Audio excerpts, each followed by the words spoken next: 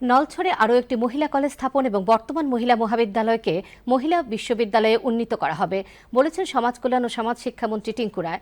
রাজ্যভিত্তিক আন্তর্জাতিক নারী দিবস উদযাপন উপলক্ষে রাজধানীর রবীন্দ্র শতবার্ষিকী ভবনে আজ সমাজ কল্যাণ ও সমাজ শিক্ষা দপ্তর আয়োজিত অনুষ্ঠানের সূচনা করে একথা বলেন তিনি।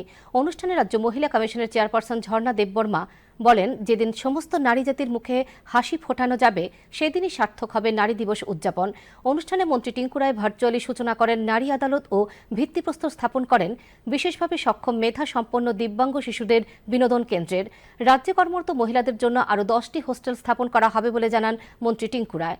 অনুষ্ঠানে অন্যদের মধ্যে ছিলেন ত্রিপুরা শিশু অধিকার সুরক্ষা কমিশনের চেয়ারপারসন জয়ন্তী দেববর্মা, দপ্তরের বিশেষ সচিব তপন কুমার দাস প্রমুখ। আমাদের রাজ্যে একটা মাত্র ওমেন কলেজ এবং এই ওমেন কলেজটাকে ওমেন ইউনিভার্সিটিতে রূপান্তরিত করার কাজ শুরু হয়েছে। এবার এই বিধানসভায় সেটা উঠবে এবং নলছড়ে একটা নতুন মহিলা কলেজ হচ্ছে।